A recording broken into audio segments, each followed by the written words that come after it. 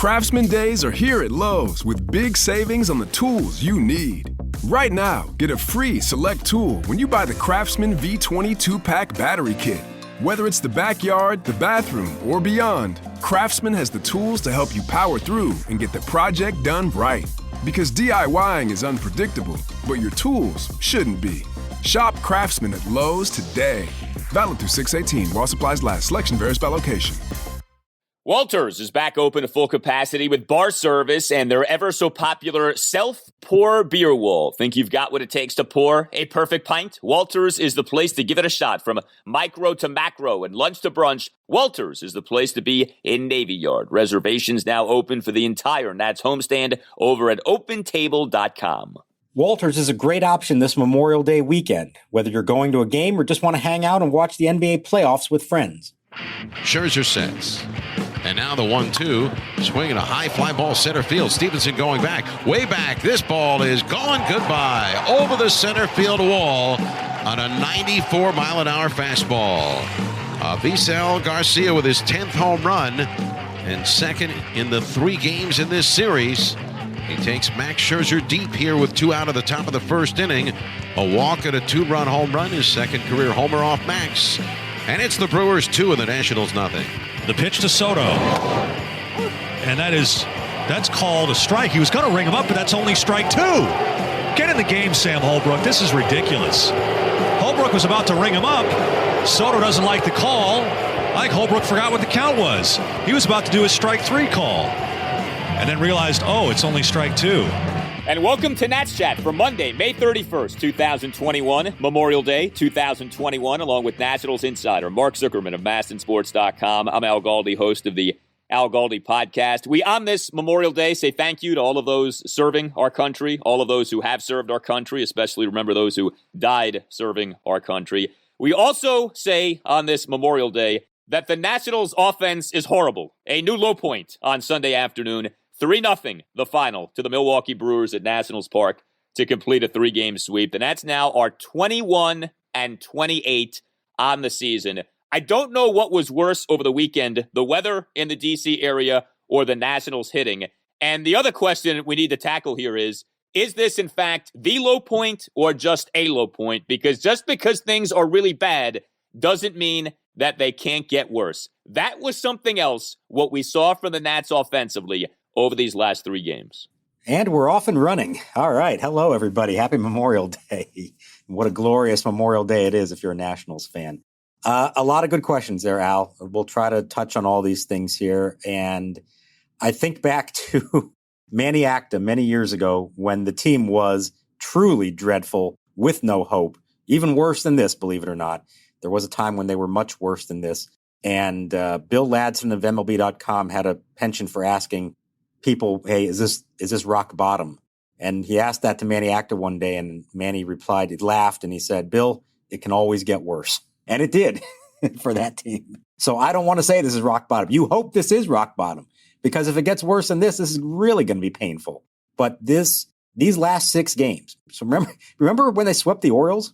It feels like a long time ago, right? But they did sweep the Orioles to start this homestand, and we thought, maybe things are going well. Well, they go 1-5 the rest of the way against the Reds and the Brewers, and they scored 9 total runs in those 6 games. 9 runs in 6 games. They scored 3 runs in getting swept by the Brewers. There's no mystery here what's going on. We see it. You don't have to analyze this. They can't hit. They can't score runs. That's entirely what it is, and they're losing games even when they get really good starting pitching performances. They're losing games because they cannot score runs. Doesn't matter who they're facing. We want to hear from you. You can email us your voice memos via your smartphones. You can hit us up, natschatpodcast@gmail.com. You can always, of course, tweet us to @Nats_chat. An awful ending to a disappointing homestand. Mark just said it. It began, the homestand did, with a 3-game sweep of the Orioles. The Nats end up losing 5 of the remaining 6 games on the homestand. A homestand that was ripe on which to get fat and happy. This was not an overwhelming homestand in terms of the competition. 3 games against the Orioles, 3 games against the Reds, 3 games against the Brewers. The Nats ultimately go just 4-5 on that homestand. You know, Memorial Day is considered one of the first checkpoints, true checkpoints of the season, right? You have the 3 holiday checkpoints, Memorial Day, July 4th, Labor Day. The Nats at this first checkpoint now, as we begin Memorial Day, 21-28 on the season, 7 games below 500. And no doubt, the offense is the biggest problem by far. We thought Sunday could be rough because of who the Brewers were starting in Brandon Woodruff. It ended up being rough and then some. The Nats finished the game 3 hits, 3 walks, strike out 12 times, go 0 for 2 with runners in scoring position, got completely dominated by Woodruff in much the same way the Nats got dominated by Jacob deGrom a few weeks back. Woodruff, 7 scoreless innings, 10 strikeouts. It felt like a gift when he was taken out of the game, but the Nats didn't fare much better against the Brewers' 2 relievers, including Josh Hader in the bottom of the 9th, although Trey Turner did have himself a leadoff single. Let me ask you this, and be truthful here, because personally, watching this game with Woodruff on the mound, with all the no-hitters we've had this season, I really felt like this was going to be another no-hitter. Like, it had that feel. Did you think that, or did you feel like the Nats would at least get a few hits in this game? I thought there was a chance. Yeah. I don't know that you ever truly believe it's going to be a no-hitter until you get to about the 6th inning, I'd say, or so. But 2 innings in, yeah, I mean, you're of course, you're thinking this is going to be really tough off this guy today with this particular lineup. And to me, actually, I started to get worried after the top of the 4th when Soto, Turner, and Bell go down in order. And that's now the second time through for the 3 best hitters on the team. And this was not as we've discussed, not a great lineup that they're putting out there. And especially in this one where Josh Harrison's now hitting 5th, Yan Gomes 6th, Jordy Mercer's in the lineup today. So once he got the big 3 at the top out for the second time in a row, I am thinking, oh boy, it could be until they come up again before something happens. Thankfully, Kyle Schwarber, good solid line drive single to open the 5th, and that was the end of that. Yeah, sometimes we joke about these things in the press box, thinking, oh yeah, it could be a no-hitter today. There was a little different vibe today. It was actually thinking that this was within the realm of possibility. Yeah, I mean, I felt like we were on no-hitter watch watching this game, especially with the way this baseball season has gone. Hey everyone, Al Galdi here to tell you about FanDuel. So we've all had that dream, right? Tie game, bottom of the 9th, bases loaded. Well, on FanDuel Sportsbook, you get more than one shot to swing for the fences because FanDuel is letting you place your first bet risk-free. That's right, new users get up to $1,000 back in site credit if your first bet doesn't win, and it only gets better from there. Once you have an account, you'll have access to same-game parlay insurance all season long. That's up to $25 back in site credit each day if your same-game parlay bet falls one leg short. This way you can combine multiple baseball bets for an even bigger win. Games on Memorial Day afternoon include the Detroit Tigers at the Milwaukee Brewers at 2:10. Yes, the Brewers just did the Nats dirty, but Corbin Burns is pitching for that great Brewers pitching staff facing the lowly Tigers. Milwaukee looks like the play. There's a reason that FanDuel Sportsbook is America's #1 sportsbook. The app is simple to use. They've got great odds on all different betting markets, unique fun bet types like same-game parlay and always-on promotions to let you get more action out of every game day. And when you win, FanDuel will pay you your winnings in as little as 24 hours. Just download the FanDuel Sportsbook app and sign up with promo code CHAT to get in on the action. That's FanDuel Sportsbook, promo code CHAT. 21 plus and present in Colorado, Iowa, Illinois, Indiana, Michigan, New Jersey, Pennsylvania, Tennessee, or West Virginia. First online real money wager only for risk-free bet. Refund issued as non-withdrawable site. Credit that expires in 7 days. Restrictions apply. See terms at sportsbook.fanduel.com. Gambling problem? Call 1-800-522-4700 in Colorado. 1-800-BETS-OFF in Iowa. 1-800-9-WITH in Indiana. 1-800-270-7117 for confidential help in Michigan. 1-800-GAMBLER, New Jersey, Pennsylvania, Illinois, Virginia. Tennessee, 1-800-889-9789, or in West Virginia, visit www.1800gambler.net. And Holbrook is hearing it from the bench, and now he just threw somebody out. I don't know who he threw out. It may be Kevin Long, the hitting coach. It is Kevin Long, the hitting coach. And Kevin Long has given him an earful. He knows that Soto knows the strike zone. Soto has not seen a strike in this at-bat, yet it's 3-2. And Holbrook forgot what the count was and was going to ring him up before realizing his mistake. That is just not a good job all the way around. All right, so you said the name, Soto, as in Juan Soto. We talked about him a lot over our previous 2 installments of the Nats Chat podcast. We don't need to keep repeating the same stuff, but obviously this has been the biggest issue lately. Juan Soto not hitting for power, and in the series, not really hitting at all. Juan Soto, who was the leadoff batter on Sunday afternoon, as Davey Martinez, again, reconfigured his lineup, goes 0 for 3 with a walk into strikeout. He, for the series, goes 0 for 9 with 2 walks and 3 strikeouts. And multiple things standing out with Soto as a batter in this game on Sunday. So first of all, he, as the leadoff man, actually does do his job. Bottom of the first inning, draws a leadoff full count walk, but then gets caught stealing for the third out with Kyle Schwarber batting. Another instance of Juan Soto, for whatever reason, insisting on being a base stealer this season. He's now 1 for 5 on stolen bases on the year. This has got to stop, this fixation that he has on stealing bases. And then came what happened in the bottom of the sixth. Juan Soto striking out on 6 pitches, despite having been ahead in the count at 1.20. That matters, right? Because we all know about Juan Soto and the Ted Williams-like batting eye that he has.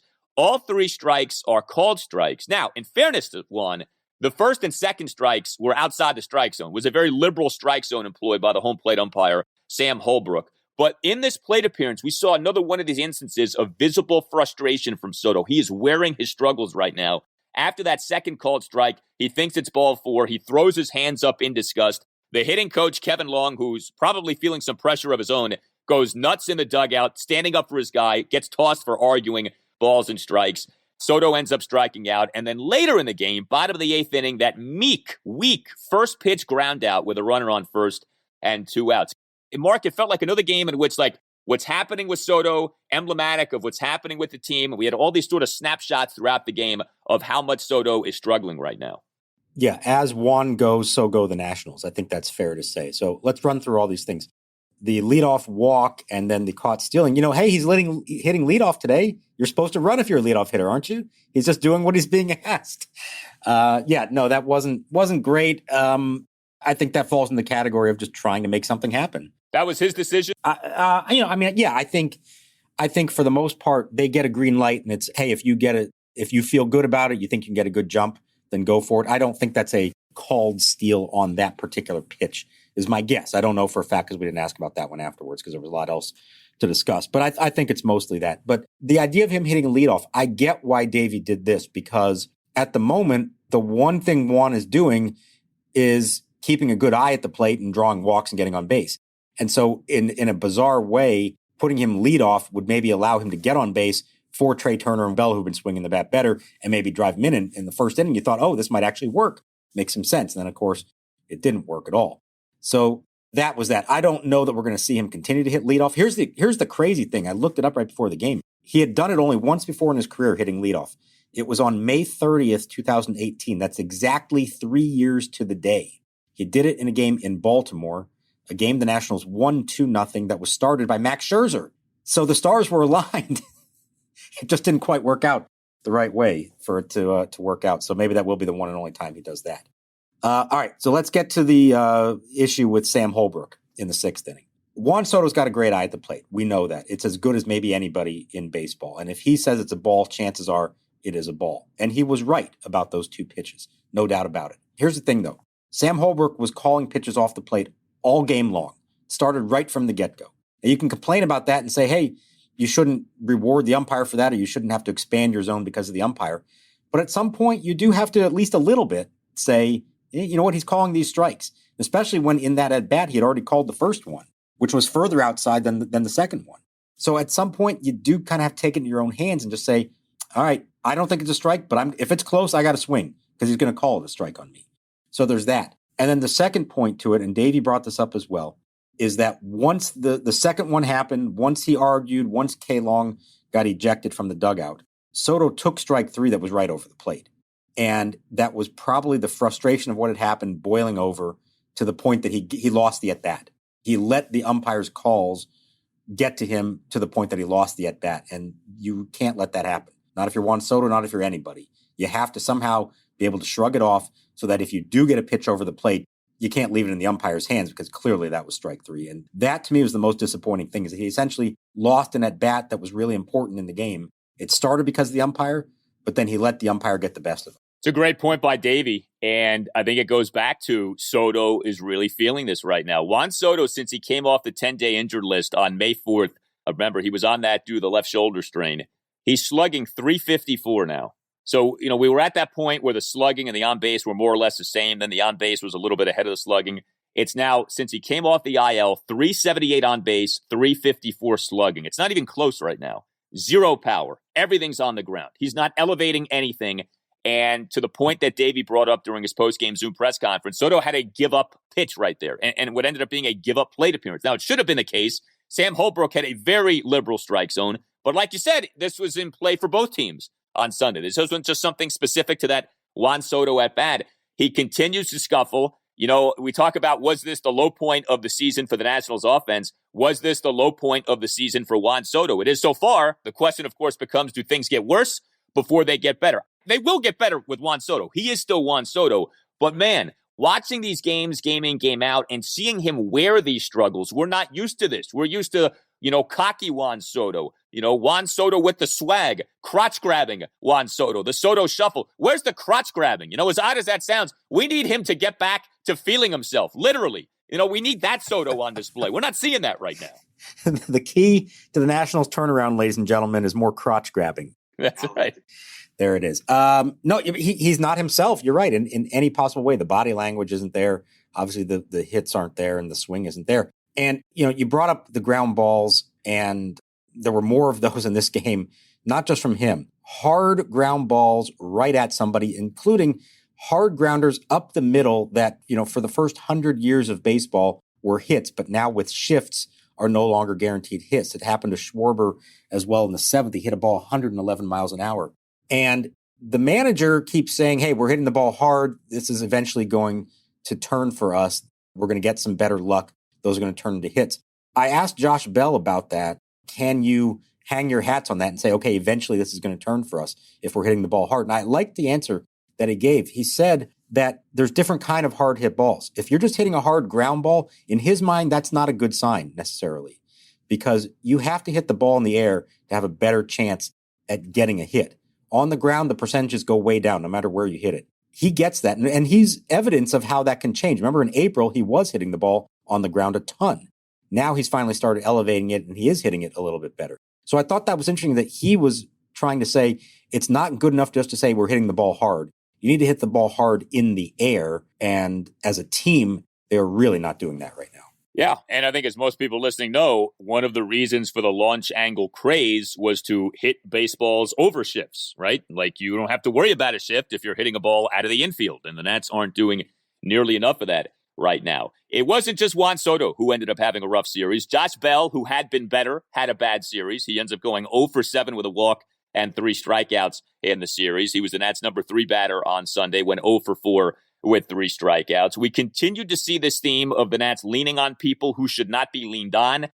Josh Harrison has come back down to earth here lately. He went 0 for 4 with a strikeout on Sunday. Jordy Mercer started again on Sunday. Jordy Mercer ended up starting 2 of the 3 games in this series. Again, these issues of lack of lineup length, lack of roster depth. Jordy Mercer starts games 2 and 3 in this series. He goes 0 for 2 with a strikeout on Sunday afternoon as a starting third baseman. The Jordy Mercer slash line now on the year, 213 batting average, 229 on base percentage, 255 slugging percentage, okay? Mercer's not the reason the Nats are 21 and 28. We get that. But this is the kind of thing you're having to do this season. Start Jordy Mercer twice in 3 games of a Memorial Day homestand. It's not supposed to work this way. Well, they got Starlin Castro out of the lineup for you for a day at least. Yeah. So you had to be happy about that, right? Well, Castro is better than Mercer, all right? Now, neither guy hits for any power, although Starlin Castro at least had a pinch walk on Sunday, so that was good to see. But no, I'll take Castro over Mercer, but neither guy should be out there. This is the problem.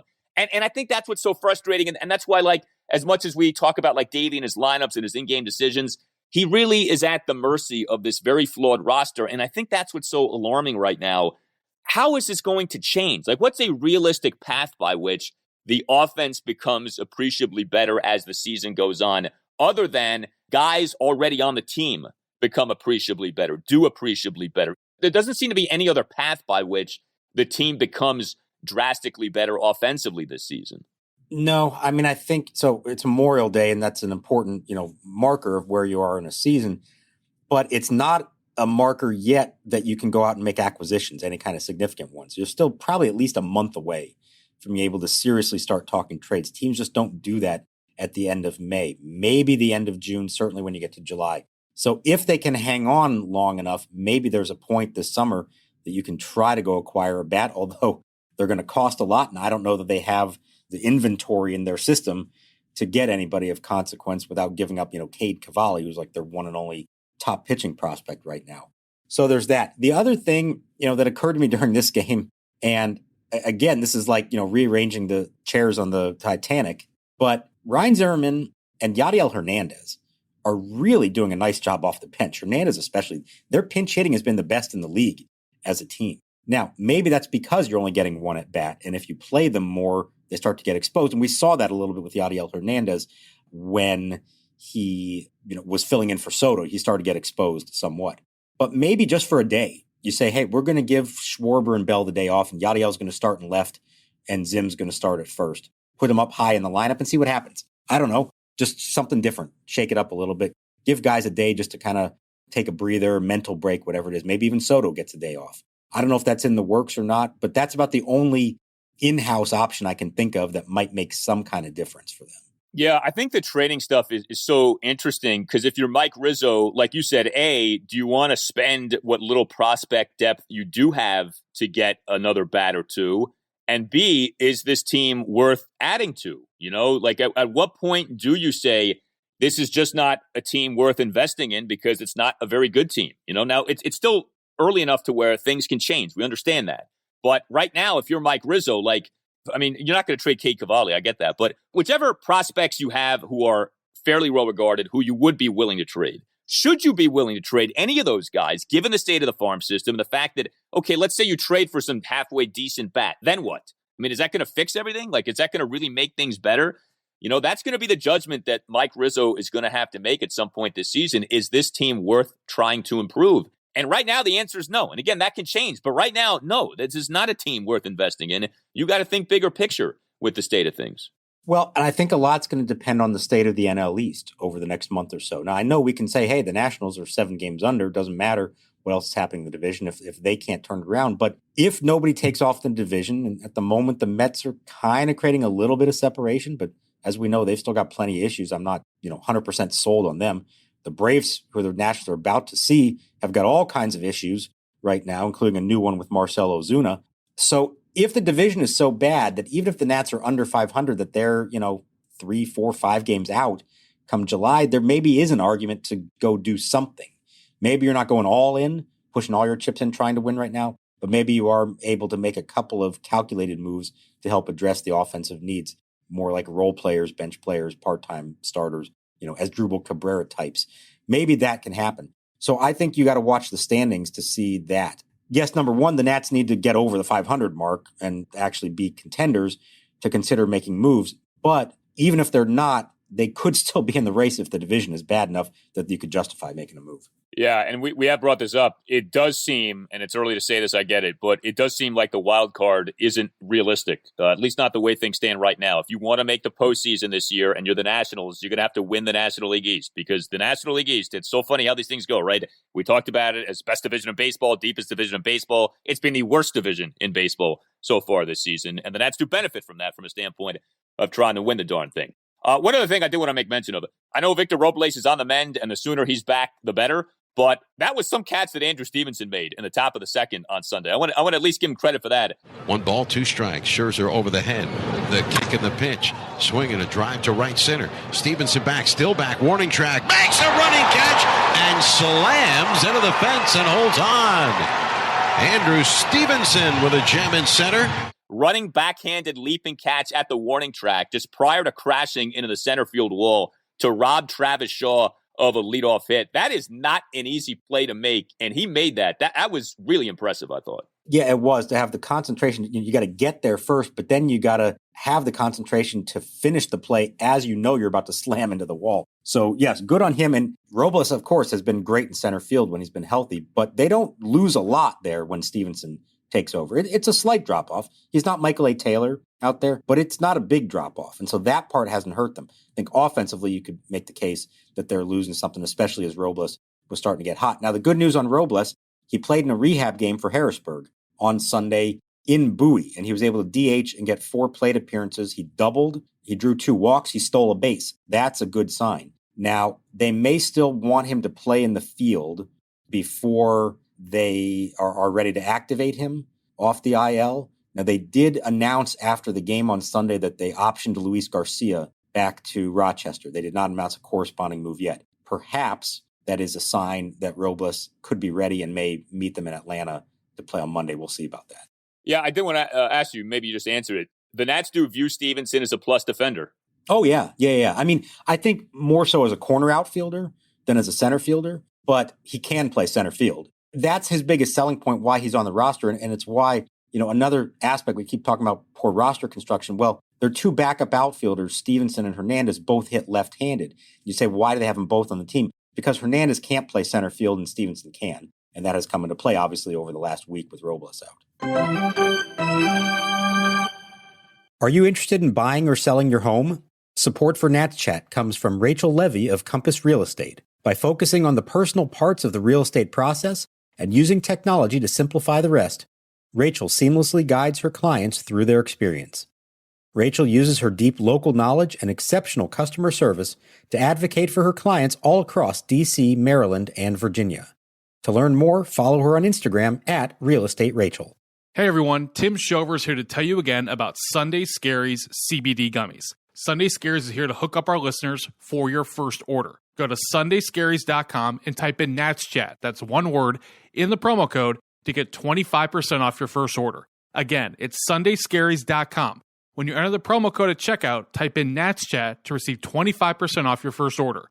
They have plenty of options, including oils, gummies, and bath bombs. What's a bath bomb? I'm not quite sure, but sundayscaries.com can bring you up to speed. I've been using the gummies, which helps me fall right asleep. Sometimes I don't sign off for the night until 3 a.m. or later.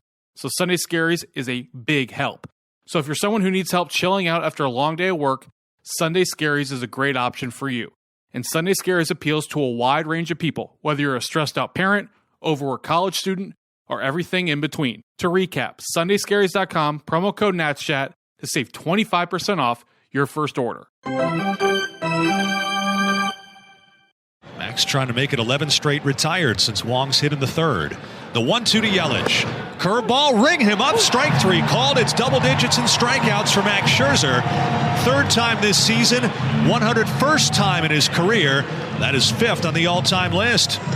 Well, the marquee when it came to the game on Sunday was the pitching matchup. We talked about this at length in the previous installment of the Nats Chat podcast. Max Scherzer versus Brandon Woodruff. And the matchup largely lived up to the hype. Each guy was terrific. Woodruff ended up being better than Max, but really not by much. It's a shame. Max Scherzer's been outstanding so far this season. The Nats haven't won nearly enough of these Max Scherzer started ball games. Max on Sunday, 2 runs in 6 innings. Only lasted 6 innings. Only is allowed to throw 89 pitches, but 2 runs, 6 innings, 10 strikeouts, only gives up 2 hits, a homer and a single, does issue a walk. He threw 63 strikes versus 26 balls. The 2 runs coming in the top of the first, which we know can be a bugaboo for Max, was once again on Sunday, gives up a 1-out, 5-pitch walk to Daniel Vogelbach, who might be my new favorite player in baseball. That guy looks like a guy whose last name is Vogelbach. And then a home run, a first-inning home run. We've seen this obviously previously with Max. 2-out, 2-run shot by Avisail Garcia to center field on a 1-2 pitch. That was some piece of hitting by Garcia there. But beyond that, Max was good. I mean, he racked up the Ks, like I said, 10 strikeouts in 6 innings. In throwing perfect 5th and 6th innings, he struck out 5 of the 6 batters he faced. For just about any other team, what Max did on Sunday was more than enough to win. But, you felt like Max needed to be perfect on Sunday. He wasn't, and the Nats ended up losing the game. And that's the problem, is that this pitching staff knows. They won't admit it, but they know that they have to be perfect right now.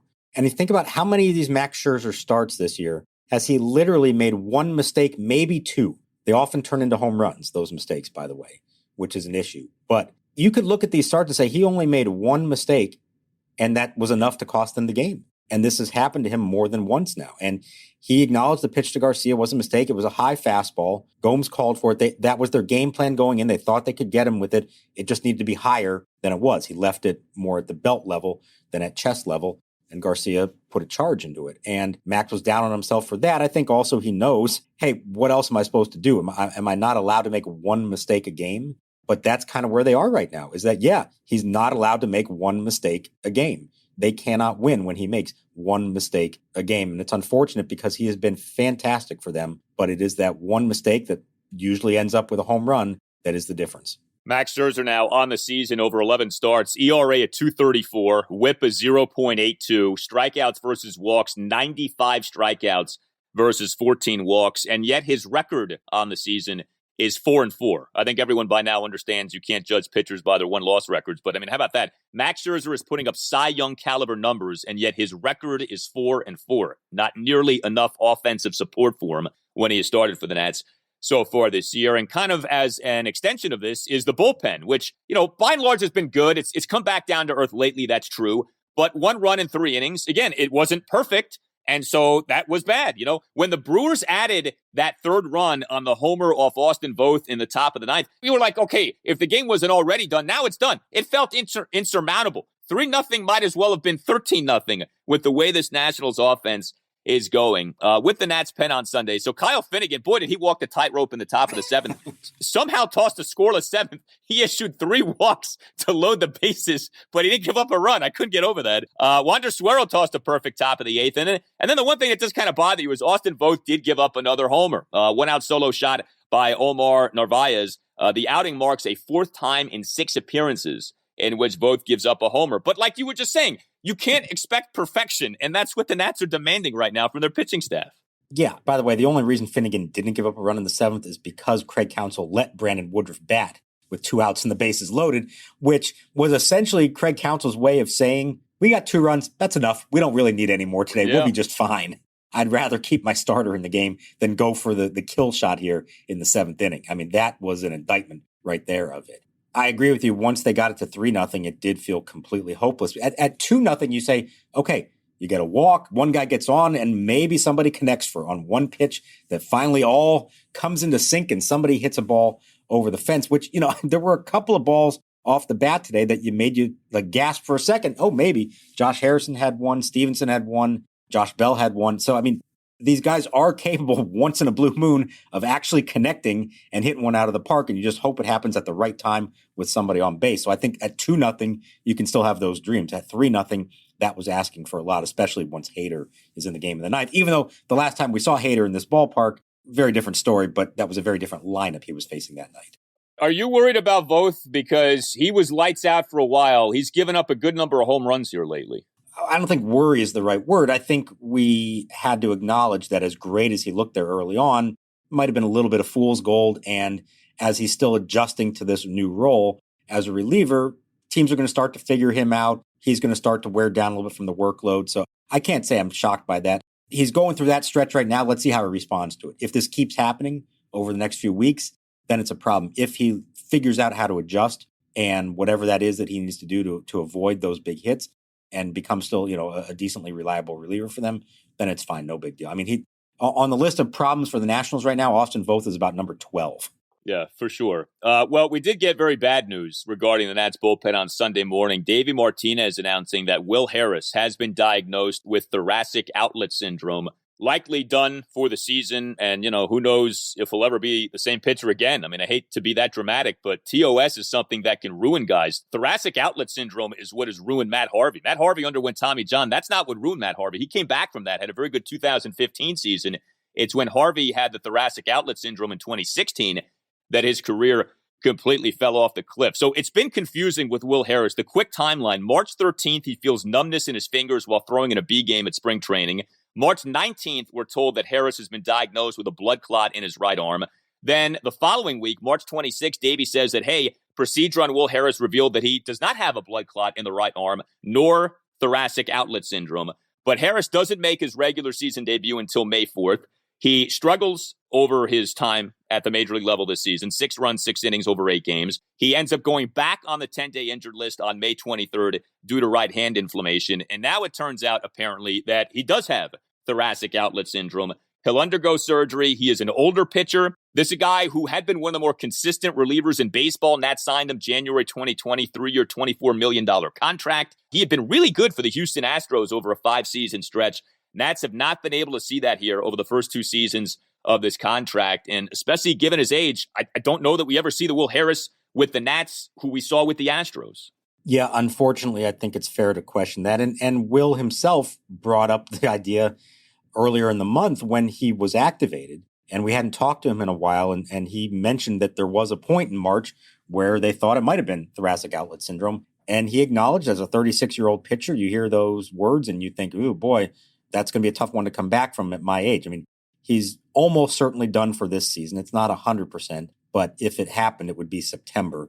And that's a lot to ask of him to come back at that point. Now, he's got 1 year left on the contract, a 3-year, $24 million contract that does not look very good right now, given how little he has pitched for them. But, you never say never. And based on what we heard from David Martinez, Harris is at peace with it. He's glad to at least now know finally what was causing this numbness and swelling in his hand and to get it addressed. And I imagine he's going to fight to come back and see if he can make it back from this. But it would not be shocking if, either he doesn't come back at all, or if he does, he's just not the same pitcher anymore. And it brings up another point we made a while back when it comes to Mike Rizzo and his bullpen construction. There are years when he doesn't make a move and we all get upset at that and say, how could he not go get a reliever in the offseason? And then there are years when he does spend money on veteran relievers and they inevitably get hurt or ineffective because that's what happens with relievers. None of them are able to sustain things year in and year out. So it does feel like what was he supposed to do? People weren't really super questioning that signing at the time. My only concern was the 3 years part of it for a veteran pitcher. But Harris had the track record. You said, hey, this is a good addition to this team. Now look what's happened. It looks like a terrible signing now. It's almost like Mike Rizzo can't win when it comes to relievers. It's so true. You're darned if you do. You're darned if you don't. Will Harris in the 2019 regular season was number 1 among all qualified American League relievers in ERA. He had a 150 ERA. He had largely been healthy for the Houston Astros for 5 seasons. I know the Nats got to Harris in the World Series that year, but that's not the point. He'd been a very good reliever. He comes here, and it's like it all falls apart. I mean, yes, there is like a dark cloud, it feels like, over the Nats sometimes when it comes to bullpen acquisitions. All right, so you gave us the update on Victor Robles. We next up have a 4-game series at the Atlanta Braves, which shapes up to be a really big series with the way things are going for the Nats right now. We know Joe Ross in Game 1, Steven Strasburg in Game 2, TBD in Game 3, Patrick Corbin in Game 4. The TBD, logic would suggest, might be Erick Fedde. Do you think it'll be Fedde? I think probably. He did throw a simulated game Saturday, 4 innings and 65 pitches, which was an extra inning and an extra 15 pitches over what initially was said that he was going to do. So on the one hand, that's a good sign because it says he felt good enough to go that deep and go 4 up and downs, as they call them, which would suggest that he could probably be ready to go the next time out. The only issue is if he starts Wednesday, that's only 3 days off instead of the typical 4. And he's, sort of on short rest. I know he didn't pitch in a real game, so maybe that isn't so much workload that it's not a problem. But somebody has to pitch Wednesday. This is the domino effect of the doubleheader. Everybody in the current 5 would be on short rest if they were to start that game. So if it's not Fedde, then it's our boy Paolo Espino, or it's a call-up or something like that. So my hunch would be that as long as Fedde says he's okay, that they probably activate him and let him start that game, maybe understanding that he's not good for, 6 or 7 innings and 100 pitches, but maybe he's good for 5 innings and 75 pitches, something like that, and then have Paolo ready to back him up, something along those lines. So we'll find out probably the next day or so, but my guess is based on how he was feeling and the fact they don't really have anyone else, that it's probably going to be him on Wednesday. Well, knowing Erick Fedde's luck, he'll slip on a banana peel and sprain an ankle or something between now and Wednesday because this guy, if it wasn't for bad luck, he'd have no luck at all. May 19th is when the Nats put Fedde on the COVID-19 injured list. Remember, he got the vaccine. He's still got COVID-19. And because of MLB's protocols, he hasn't been back since. It's just incredible to me. By the way, speaking of COVID-19, Nats have reached the 85% threshold. Is that correct? Yes. They're expecting to reach June 1st. That is today. No, tomorrow. I'm losing track of days here. On Tuesday. And they will be allowed to relax their restrictions and go maskless outdoors. There's still some things they have to follow. But yes, it's nice to see they got over the hump. They convinced enough guys to do it. And hopefully this is the first of many things along the way that can be relaxed and get somewhat back to normal. And with all that, it's odd. The weather was horrible. The offense has been even worse, but the crowd at Nationals Park on Sunday, biggest crowd to date. Did it feel that way? I mean, the announced attendance was well over 15,000. Did it look to be that many people in the ballpark? Visually, yes, it looked like that much. From an audio standpoint, no, it didn't sound like that much just because the home team just didn't give them a whole lot of reasons for anything. I think in the Orioles series, it sounded a little more legitimate, like a real crowd, just because those games were a little more interesting and some stuff was happening. So, but the next time we see them at Nationals Park on June 10th against the Giants, They are allowed to go up to 100% capacity. I will be interested to see what they actually draw, especially if the team is struggling. It's a Thursday night. School will just about be out, but not quite yet everywhere. So I'll be curious. My guess is it's not going to happen immediately, that maybe a little bit of a drawn out process to build up, and maybe come July 4th when they're facing the Dodgers that weekend, that could be your first big time 35,000, 40,000 crowd. Maybe until then, it's more like in the 20s or low 30s. But I think everyone's excited to see and hear what that finally sounds like. Yeah, that's a good job by Nats fans. You had a lot of reasons not to go to the ballpark on Sunday. 15,326 is the official attendance. Really good to see that. Well, next time you're at the Nationals game at Nationals Park, wear a Nats Chat Podcast t-shirt. Only larges remain. We are selling these quickly, so get yours before we run out. natschatpodcast.square.site. natschatpodcast.square.site. Also, if you would like to become a sponsor of the Nats Chat Podcast, email the man behind all of this, Tim Shovers. The email address, natschatpodcast@gmail.com. All Nationals radio highlights on Nats Chat are courtesy of 106.7 The Fan. For Mark Zuckerman, I'm Al Galdi. We'll talk to you next time on the Nats Chat Podcast. Smith, the lefty, sets. Runners lead first and second. The pitch. Swing and away, driving to center field, a base hit. Robles to third. It gets by. Pache to the wall. Robles coming in to score. And an opening day. Curly W is in the books. They're mobbing Juan Soto out there, second base.